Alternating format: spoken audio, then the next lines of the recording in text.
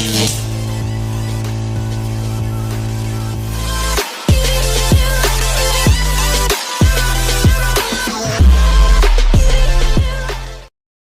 वालेकुम dear student, welcome back to YouTube channel. और हम एक सीरीज़ को स्टार्ट करने वाले हैं और उस सीरीज़ में हम एनएमडीकेट बायोलॉजी का पूरा कोर्स डिस्कस करेंगे इंशाल्लाह। और आप लोग इस चैनल को सब्सक्राइब भी कीजिए और साथ अपने और दोस्तों के साथ भी शेयर कीजिए। और फर्स्ट के बीके बायोलॉजी से स्टार्ट ले रहे और उसमें जो पहला चैप्टर है उसका नाम है सेल स्ट्रक्चर एंड फंक्शन। तो आप लोगों ने ऑलरेडी ये चैप्टर पढ़ा भी होगा और रिवीजन भी की होगी, तो हम इसको शुरू कर रहे हैं। तो जो आप लोगों को फिर भी किसी टॉपिक में मसला हो तो वो भी इंशाल्लाह इधर आप लोगों को क्लियर हो जाए।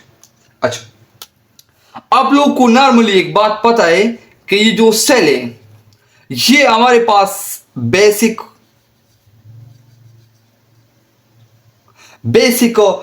यूनिट ऑफ लाइफ है। बेसिक यूनिट ऑफ लाइफ है। बेसिक यूनिट ऑफ लाइफ है। और साथ साथ ये my dear student structure unit of life.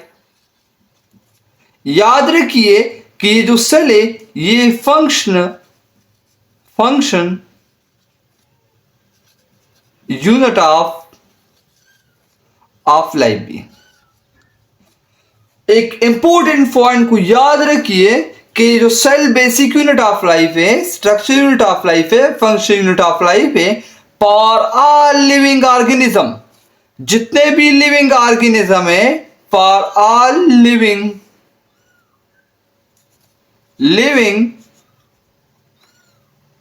Organism, जितने भी लिविंग ऑर्गेनिज्म है उनके लिए सेल जो है बेसिक यूनिट ऑफ लाइफ भी है, स्ट्रक्चर यूनिट ऑफ लाइफ भी है, फंक्शन यूनिट ऑफ लाइफ भी है।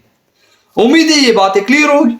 एक एमसीक्यू याद रखिए कि ये जो सेल का ओल्ड नेम था,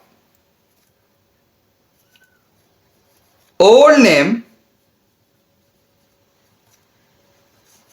ऑफ सेल, जो सेल का जो ओल्ड नेम था वो था सेलुला।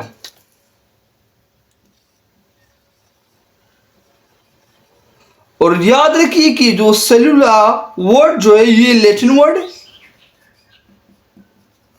लैटिन वर्ड, और इसी लैटिन वर्ड का मतलब है स्मॉल रूम। मतलब सेल बहुत छोटा होता है, स्मॉल रूम। यकीन रखिए कि जितना भी मैं पढ़ाऊंगा एमसीक्यूज आप लोगों से गलत नहीं होगा इंशाल्लाह। सेल हमारे पास बेसिक यूनिट ऑफ लाइफ है, स्ट्रक्चर यूनिट ऑफ लाइफ है, फंक्शन यूनिट ऑफ लाइफ है फॉर ऑल लिविंग ऑर्गेनिज्म। और सेल का जो पुराना नाम था वो सेलुला था। और सेलुला, अगर कोई एमसीक्यूज आ गए कि सेलुला कौन सा वर्ड है, तो ये लैटिन वर्ड है और इस लैटिन वर्ड का मतलब है स्मॉल रूम। अच्छा माय डियर स्टूडेंट, मैं कुछ टर्मिनोलॉजी आप लोग को क्लियर करना चाहता हूं कि हमारे पास एक सेल ले रहा हूं, कंसीडर कीजिए कि प्लांट सेल, ये मैंने एक प्लांट सेल मोस्टली रेक्टेंगुलर होता है। अच्छा my dear student, plant cell का ये जो आउटर मोस्ट बाउंड्री है इसको हम सेल वॉल कहते हैं।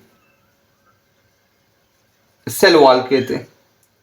प्लांट सेल के आउटर मोस्ट बाउंड्री को सेल वॉल कहा जाता है और इस इनर वाले मेम्ब्रेन को cell membrane,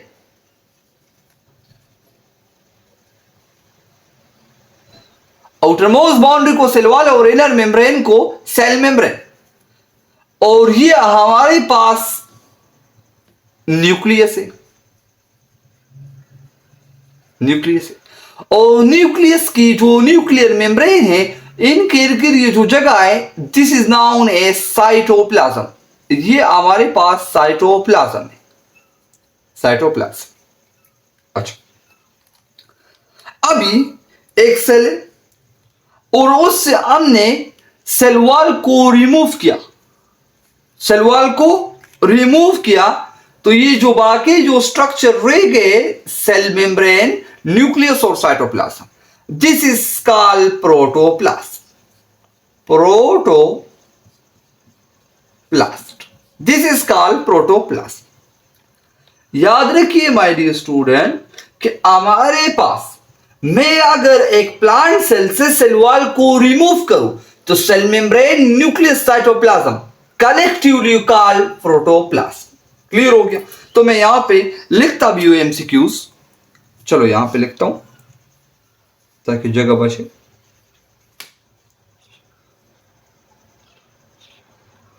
cell without a cell wall, cell without a cell wall is called, cell without a cell wall is called protoplast। इसको हम प्रोटोप्लास्ट बोलते हैं। हमारे पास एक प्लांट से, और उसी प्लांट सेल से मैंने सेल वॉल को रिमूव किया, रिमेनिंग जो स्ट्रक्चर है वो होता cell membrane, nucleus, cytoplasm, collectively these are called protoplast. उम्मीद है ये क्लियर होगा। अच्छा, हमारे पास अभी एक एनिमल सेल कंसीडर कीजिए, एक एनिमल सेल। अच्छा, this is known as cell membrane, ये हमारे पास सेल मेम्ब्रेन है, और this is known as nucleus, और न्यूक्लियर मेम्ब्रेन से सेल मेम्ब्रेन के बीच में जो जगह होती है उसको साइटोप्लाज्म बोलते हैं। अच्छा, अभी उधर मैंने प्रोटोप्लास्ट का टर्मिनोलॉजी एक्सप्लेन किया, यहां पे मैं प्रोटोप्लाज्म का एक्सप्लेन करूंगा।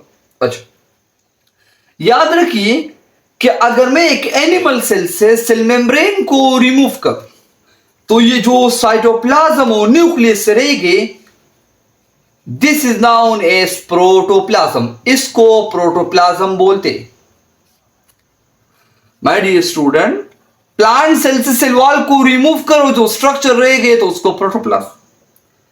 एनिमल सेल से सेल मेम्ब्रेन को रिमूव करो, जो स्ट्रक्चर रह गए, this is known as protoplasm. अभी उम्मीद है कि ये प्रोटोप्लाज्म वर्ड भी क्लियर होगा, तो मैं यहां पे फिर एमसीक्यूज लिख रहा हूं।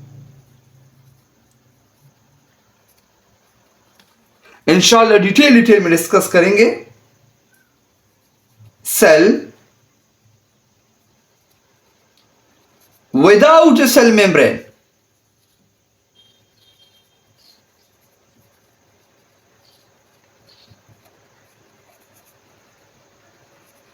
is called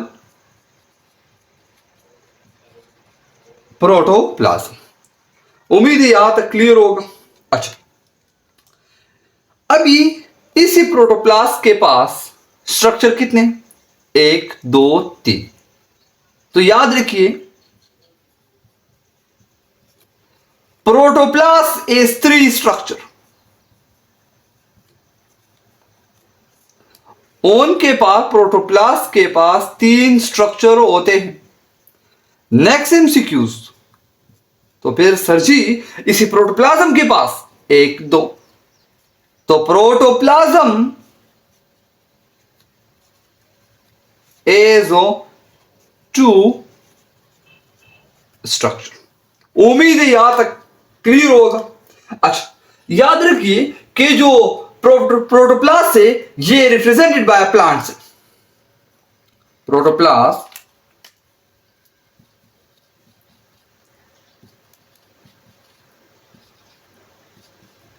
protoplast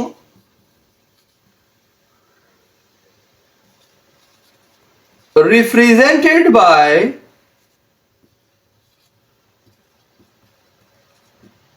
plants। जो प्रोटोप्लाज्म है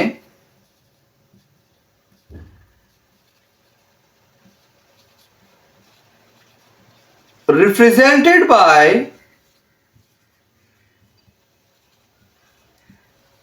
एनिमल सेल। उम्मीद है ये बिल्कुल क्लियर होगा।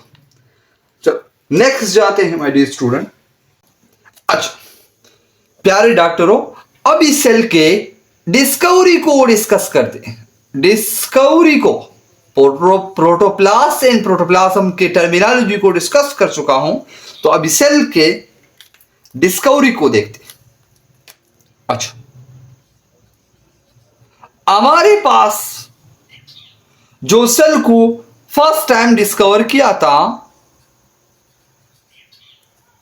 तो वो जिस साइंसदान ने डिस्कवर किया था वो था रॉबर्ट हुक। और इसी रॉबर्ट हुक ने 1665 में सेल वॉल को भी डिस्कवर किया था। सेल वॉल टॉपिक में इंशाल्लाह आगे डिटेल में जाऊंगा। अच्छा आपके बुक में इस सेल वॉल की 1665 से फिर आगे एक वर्ड लिखा है कि अर्लियर देन प्रोटोप्लास्ट। ये बिल्कुल ख्याल रखिएगा, अर्लियर देन प्रोटोप्लास्ट। अच्छा माय डियर स्टूडेंट, ये सेल वॉल आपको पता है कि इसने आप लोगों ने पढ़ा भी है, तो ये डेड होता है। तो मतलब अगर एक एमसीक्यू आ जाए, मैं यहां पे साइट पे लिखने जा रहा हूं, ओ डिस्कवर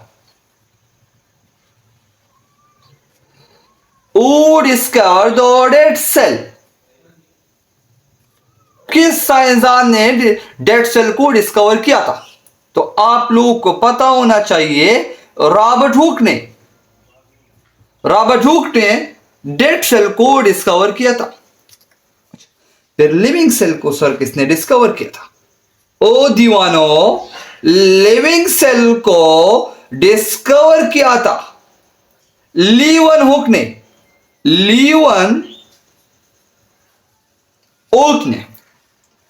मतलब इससे जो सेल देखे थे, तो वो आपके कोर्स में तो नहीं है, लेकिन जनरली बता रहा हूं, बैक्टीरिया, स्पर्म, आरबीसीज, ये इसने देखे थे।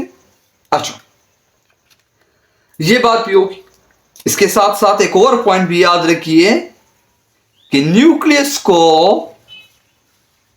Also called brain of the cell. Nucleus को जिस साइंसदान ने डिस्कवर किया था, ये रॉबर्ट हुक था, वो उसका नाम भी रॉबर्ट है। तो याद रखिए उसका साइंसदान का नाम था रॉबर्ट ब्राउन। रॉबर्ट ब्राउन ने न्यूक्लियस को डिस्कवर किया। उम्मीद है कि ये सारे के सारे पॉइंट क्लियर होंगे। अच्छा अभी मैं यहां पे कुछ एमसीक्यू साइट पे लिख रहा हूं।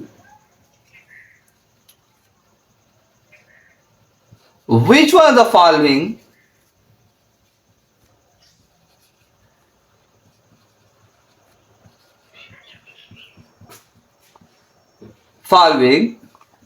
scientists discover the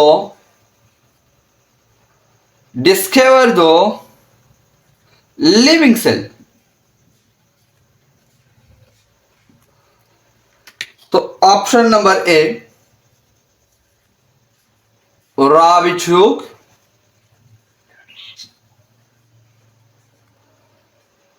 brown, both A and B, और जी मैं लिख रहा हूं लीवन हुक।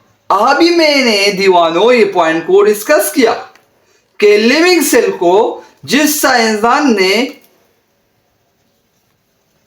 डिस्कवर किया था उसका नाम था लीवन हुक। रॉबर्ट ब्राउन ने हमारे पास न्यूक्लियस को डिस्कवर किया था। रॉबर्ट हुक ने 1665 earlier than protoplast cell wall को डिस्कवर किया था। तो करेक्ट ऑप्शन जो आपके पास है वो सेल लीवन हुक है। उम्मीद है यहां तक क्लियर होगा। प्यारे डॉक्टरों, अभी सेल थ्योरी को डिस्कस करते हैं। Cell theory cell theory. तो सेल थ्योरी को फार्मूलेटेड बाय, मतलब जिस साइंसदानों ने डिस्कस किया था, फार्मूलेटेड बाय, यहां से एमसीक्यूज आते हैं, याद रखिए, गौर से सुनिए। दो साइंसदान थे, एक का नाम था शेल्डन और एक का नाम था स्वान। शेल्डन और स्वान। अच्छा, मैंने स्टूडेंट ने जब सेल थ्योरी का पॉइंट दिया था वो डेट था 1838, याद रखिए डेट को, और स्वान ने जब पॉइंट दिया था तो वो 1839। और जो शेल्डन था, एमसीक्यू के लिए याद रखिए कि ये जर्मन बॉटनिस्ट था, जर्मन बॉटनिस्ट था। और एमसीक्यू के लिए याद रखिए कि हमारे पास ये ब्रिटिश ज़ूलॉजिस्ट था, ब्रिटिश ज़ूलॉजिस्ट था। अच्छा, माय डियर स्टूडेंट, शेल्डन ने स्टडी किया था large number of plants. Study point को याद रखिए, फर्स्ट पॉइंट मैंने बोला था study large number of plants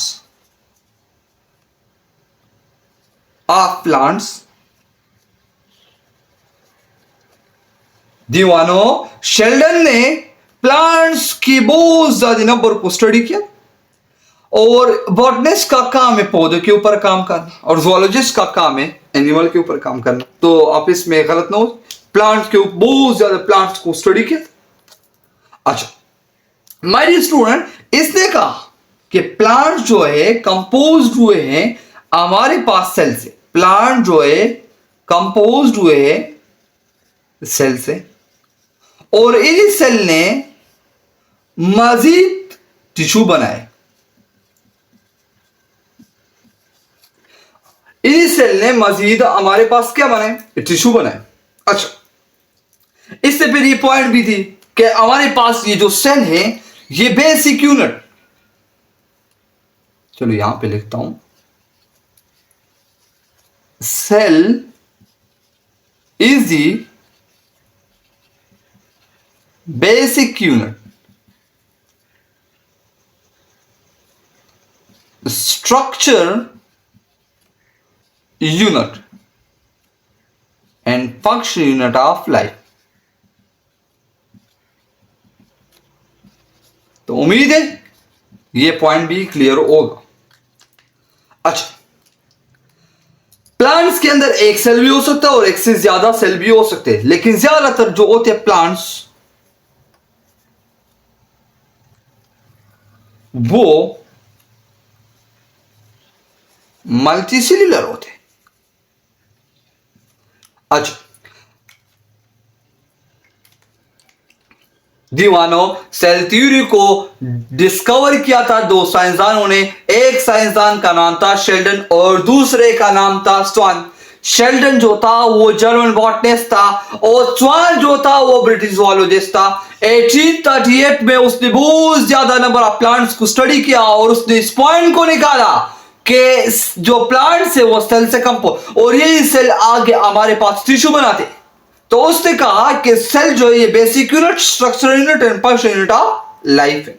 same case British zoologist ने भी, my dear student, British zoologist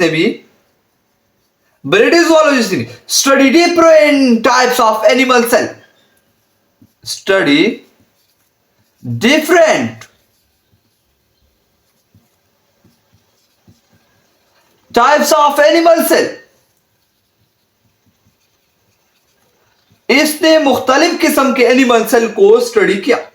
अच्छा, इसने भी ये बात बोली कि आपके पास जो सेल है ये बेसिक, जो मैं स्टार्ट में डिस्कस कर चुका हूं, बेसिक यूनिट, स्ट्रक्चर यूनिट और फंक्शन यूनिट ऑफ लाइफ है। ये इन दोनों की बातें थी। अच्छा, एक ने एनिमल सेल को डिस्कस किया, different type of animal cell को, और एक ने बहुत ज्यादा प्लांट्स को स्टडी किया, और दोनों ने ये बात की कि हमारे पास सब जो है ये जो सेल है ये basic unit and structure and function unit of life है। एमसीक्यू के लिए बहुत ज्यादा important point. Drawback of cell theory,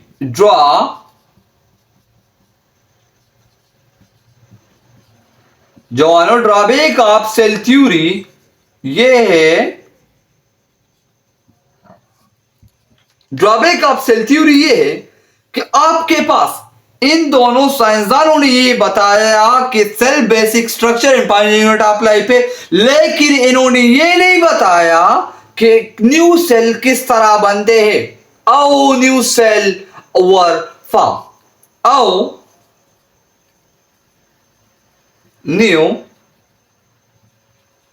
cell were form, किस तरीके से न्यू सेल बनता है।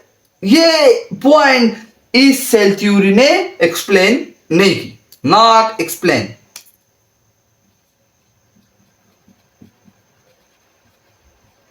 Not explain.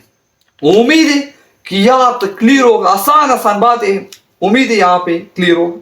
अच्छा, यहां पे एक और पॉइंट को डिस्कस करता हूं एमसीक्यू के लिए कि हमारे पास ये जो सेल थ्योरी है इज नॉट, बिल्कुल गौर से सुने, is not applicable for virus. हमारे पास ये जो सेल थ्योरी है ये एप्लीकेबल नहीं है फॉर वायरस, क्योंकि वायरस जो है हम चैप्टर नंबर 5 में एसेक्सुअल लाइफ में डिस्कस करेंगे। ये हमारे पास बॉर्डर पे पड़ा, मतलब लिविंग कैरेक्टर भी रखता है और नॉन लिविंग कैरेक्टर भी रखता है। उम्मीद है यहां तक हो क्लियर होगा।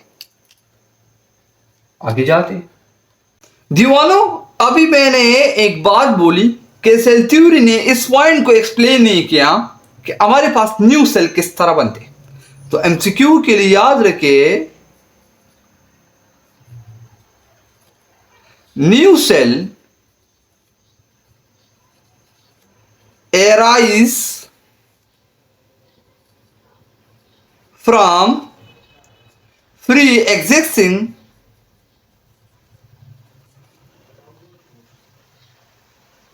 या old cell by the process of cell division। याद रखिए आपके बुक पे ये पॉइंट नहीं, सेल थ्योरी में ये पॉइंट नहीं लिखा है, बाय द प्रोसेस ऑफ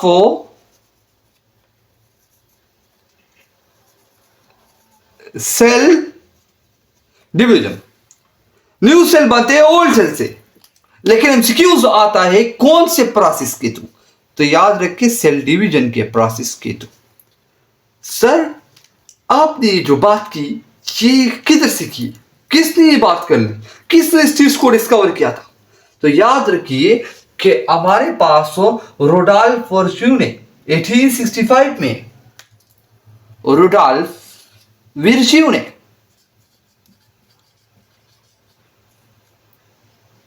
मैंने भूल गया, रोडोल्फ विर्च्यू 1865 में ये बात बता चुका था। क्या मतलब, इस तरह इधर देखिए, ये एक ओल्ड सेल, इसकी डिवीजन हो जाएगी, इसकी डिवीजन हो जाएगी, तो इससे फर्दर तो यही ओल्ड सेल होगा, फिर इसकी डिवीजन हो जाएगी, इस तरह सिलसिला आगे जाएगा। दीवानों उम्मीद है यहां पर क्लियर होगा। सेल थ्योरी ने इस पॉइंट को एक्सप्लेन नहीं किया था कि न्यू सेल किस तरह बनते, तो राल्फ विर्च्यू ने कहा टेंशन ना ले, मैं हूं ना। उसने 1865 में कहा कि जो न्यू सेल बनते हैं by the process of cell division, old cell की सेल डिवीजन होके उससे न्यू सेल क्या होता है, एराइज हो जाता है। उम्मीद है यहां तक क्लियर होगा। ये तो मैंने नॉर्मली बातें डिस्कस की, अभी पॉइंट ऑफ सेल थ्योरी को डिस्कस करता हूं। point of cell theory. Point of cell theory. MCQs का सेशन भी होगा तो उसके लिए बिल्कुल टेंशन ना लें आप। ये मतलब जो मैं लेक्चर दे रहा हूं ये आप लोग पढ़े, साथ साथ बुक पढ़े, सही। Point of cell theory. तो फर्स्ट नंबर पॉइंट जो मैं निकालने जा रहा हूं तो वो ये, cell is the basic structure and function unit of life. Cell is the basic structure and function unit of life. Cell जो हमारे पास है basic structure and function unit of life है for all living organism, for all living organism. उम्मीद है ये बिल्कुल clear होगा। अच्छा, दूसरा पॉइंट, जितने भी मेटाबॉलिक रिएक्शन होते, मेटाबॉलिक प्रोसेस होते वो सेल के अंदर होते। All the metabolic reaction occur inside the cell. All the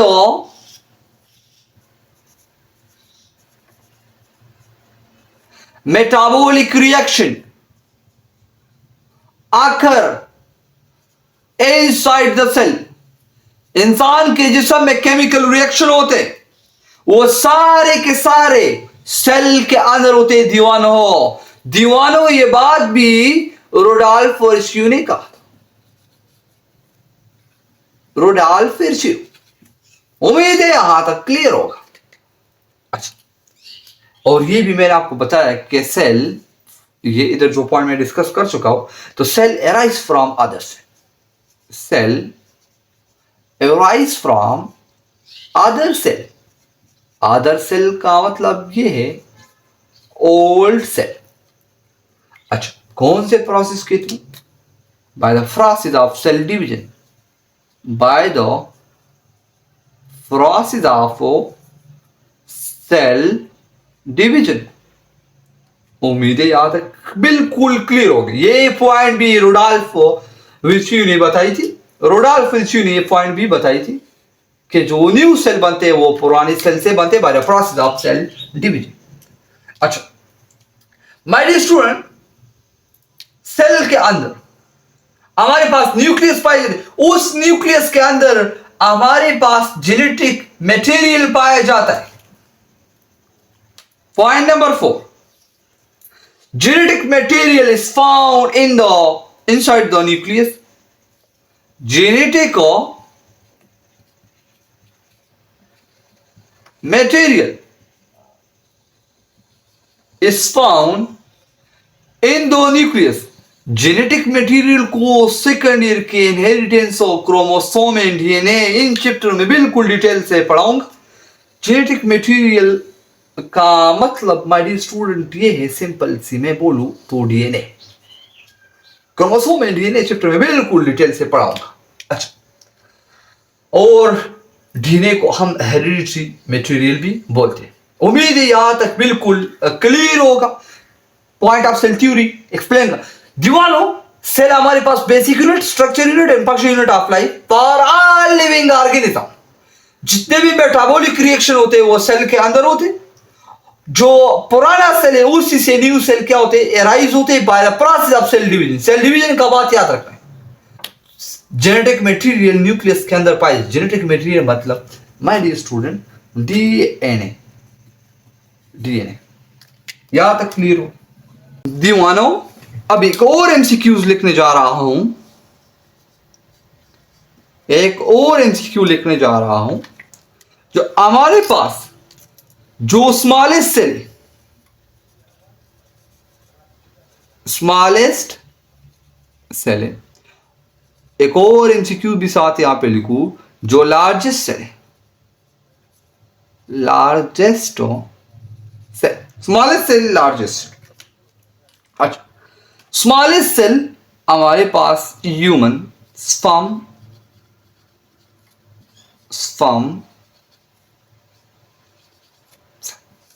largest जो हमारे पास है ह्यूमन मतलब एक सेल, ये हमारे पास लार्जेस्ट सेल हुआ है। अच्छा, वो हम भी बोलते, तो आप लोग कंफ्यूज ना हो। अच्छा, लेक्चर को खत्म करने जा रहा हूं, तो लेक्चर को खत्म करने से पहले तो एक एमसीक्यूज मजेदार सा लिखता हूं, और वो है कि ऑल ऑफ द फॉलोइंग लंबे स्टेटमेंट वाले एमसीक्यूज लिखवाने जा रहा हूं। All of the following are ओ related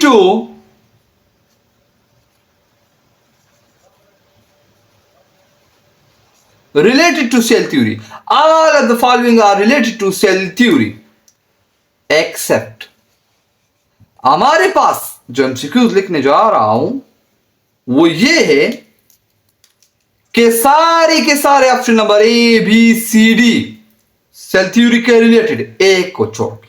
first number option, living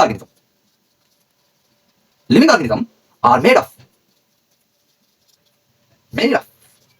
one or more than one cell. Option number D, last में डिस्कस करते पहले ऑप्शन लिखता हूं। New cell arise from pre-existing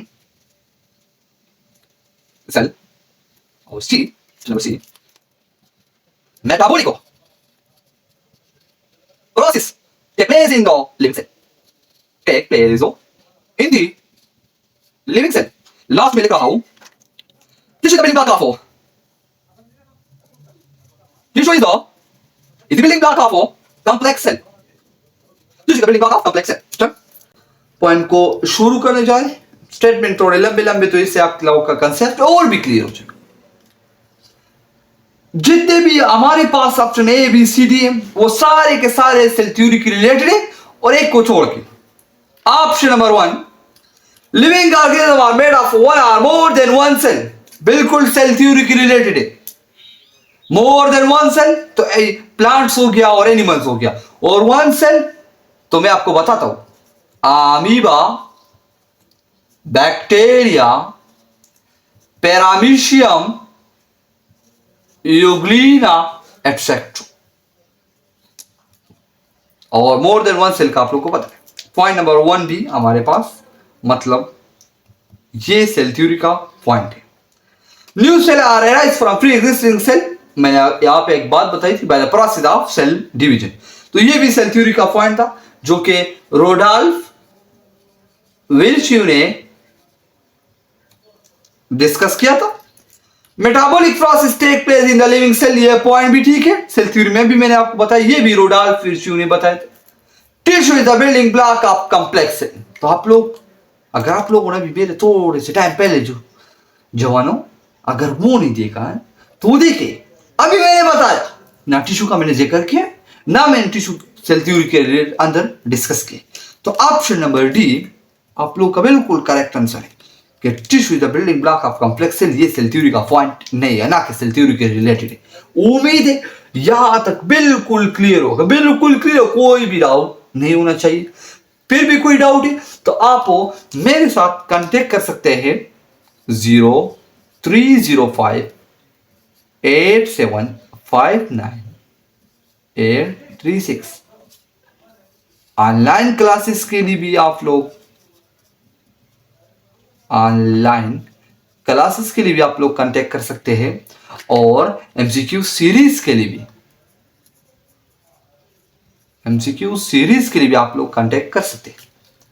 अल्लाह ताला आप लोगों को भी खुश रखे, अल्लाह ताला आप लोगों को अपने मिशन में कामयाब करे, सब के सब टेस्ट में पास हो जाए। मेहनत कीजिए, मेहनत पे भरोसा रखिए, जो भी बंदा मेहनत करता है तो अल्लाह ताला उसका फल जरूर देते हैं। तो मिलते हैं नेक्स्ट लेक्चर में, तब तक शुक्रिया, अल्लाह हाफिज।